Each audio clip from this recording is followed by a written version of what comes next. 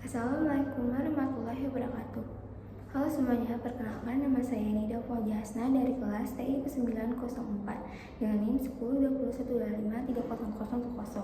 Di sini saya akan menjelaskan penerapan distribusi normal dengan menggunakan transformasi nilai Z untuk mencari nilai probabilitas dan batas kritis dari satu sampel. Nah, untuk kasusnya yaitu ada sebuah perusahaan manufaktur yang bergerak di bidang otomotif mengoperasikan mesin pengisian otomatis untuk mengemas cairan pembersih injektor yaitu injektor cleaner ke dalam botol standar. Nah, berdasarkan data historis pengendalian mutu yaitu statistical quality control, diketahui bahwa volume cairan yang dimasukkan oleh mesin tersebut terdistribusi normal dengan rata-rata sebesar 250 mili dan pertimbangan bakunya sebesar 6 mili.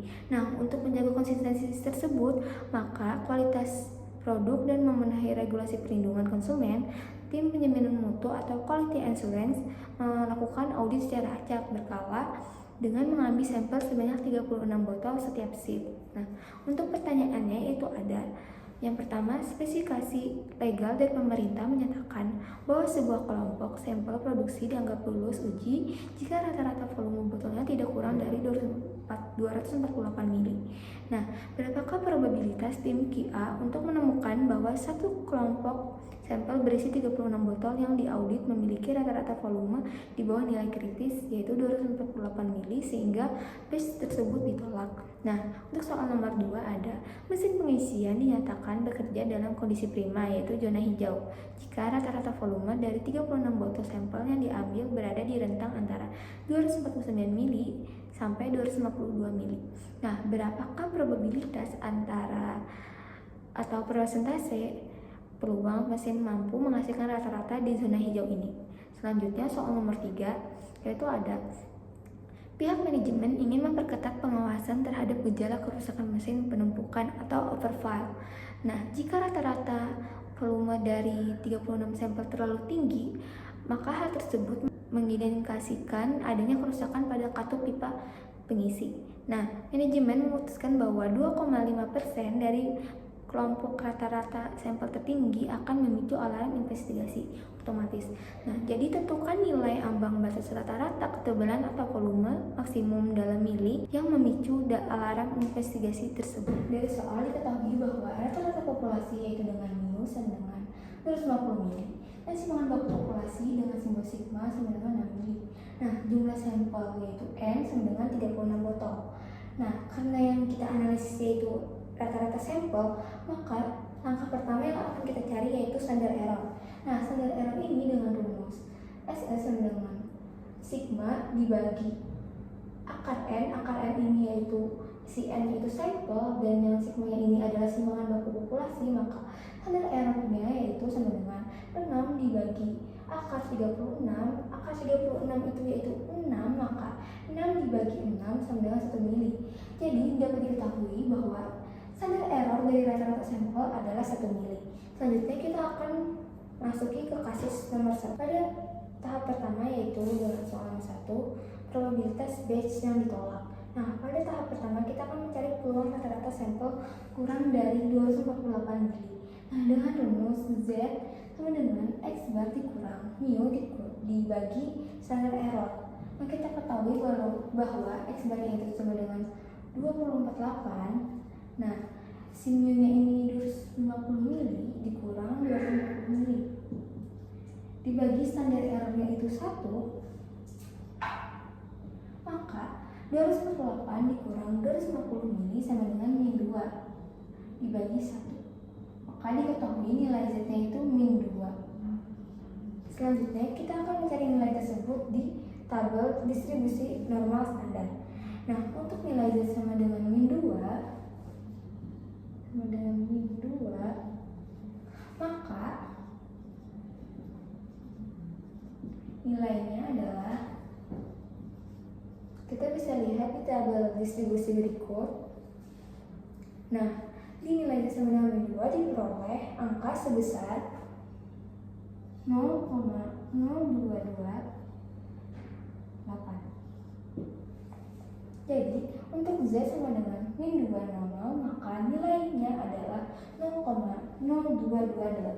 Jadi, artinya peluang rata-rata sampel berada di bawah 248 mili adalah 0,028 atau 2,28%. Nah, jadi kemungkinan BES ditolak karena rata-ratanya kurang dari batas tersebut, yaitu cukup kecil.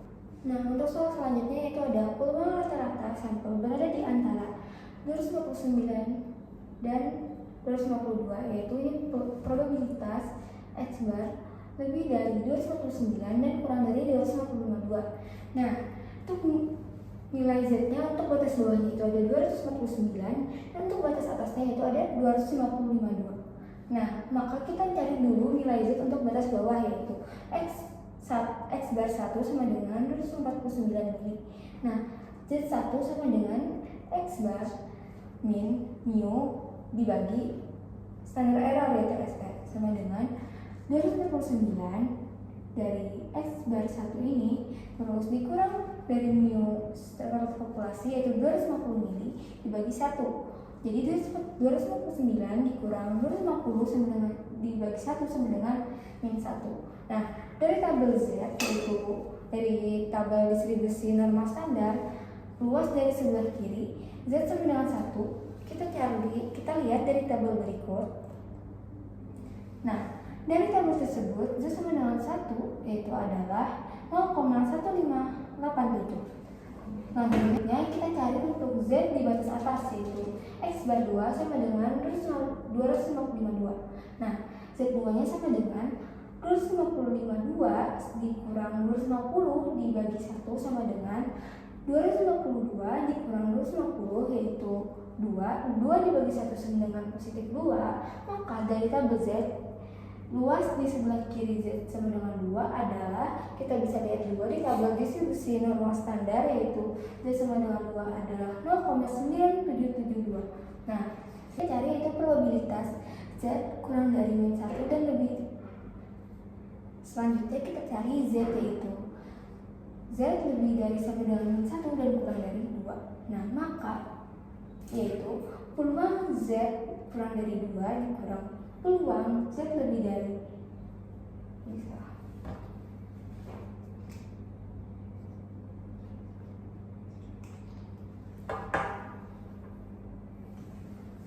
Maka di sini kita cari probabilitas Z lebih besar dari min 1 dan kurang dari 2. Maka sama dengan peluang Z lebih besar dengan lebih besar. Selanjutnya kita bisa lihat, yaitu selanjutnya kita akan mencari probabilitas Z lebih besar dari sama dengan min 1 dan kurang dari 2. Maka peluang Z kurang dari 2 dikurang peluang Z kurang dari min 1. Nah, peluang probabilitas dari Z kurang dari 2 yaitu 0,9772 dan untuk peluang Z kurang dari min 1 yaitu 0,1587. Jadi 0,9772 dikurang 0,1587 yaitu hasilnya yaitu 0,8185. Dan kalau kita ubah ke persentase yaitu 81,85%. Jadi peluang rata-rata sampel dari yang berada di zona hijau adalah 0,8185 atau 81,5. Untuk soal nomor 3 yaitu ada menentukan ambang batas alarm. Nah, persentase kelompok sampel tertinggi untuk menuju alarm itu ada 2,5%. Nah, kita jadikan desimal yaitu dibagi 2,5 dibagi 100 yaitu jadi 0,025. Nah, 0,025 ini yaitu luas daerah di kanan sama dengan 0,25 karena persentase kelompok sampel tertinggi itu termasuk luas daerah kanan. Nah, untuk mencari luas kiri yaitu 1 dikurang luas kanan. Nah, 1 dikurang 0,025 maka hasilnya itu 0,975. Nah, kita bisa lihat 0,975 di tabel distribusi normal yaitu menghasilkan nilai Z sama dengan 1,96. Selanjutnya kita cari X barnya sama dengan mu ditambah Z dikali standar error. Nah, untuk mu-nya itu kan 250 ditambah Z-nya itu 1,96 dan standar error-nya itu 1,96 dikali 1 yaitu 1,96.